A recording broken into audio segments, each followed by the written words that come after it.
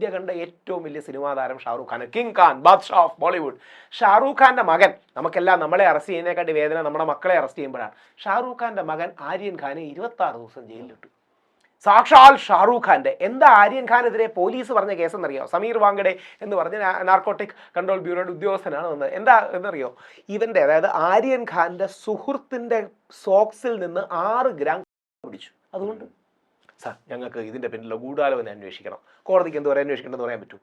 എന്നാ നീ 8 ദിവസം ജയിലിൽ കിടക്കും.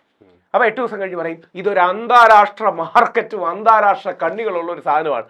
വീണ്ടും സാർ ഞങ്ങൾക്ക് വീണ്ടും ഒരു 8 ദിവസം പറ്റൂല, 3 ദിവസം തന്നെ. സാർ ഇവർ തമ്മിലുള്ള വാട്സപ്പ് ചാറ്റ് കിട്ടി, അതിൽ എന്തെങ്കിലും ഒരു മെസ്സേജ് കാണും, വാട്സപ്പ് ബഡി.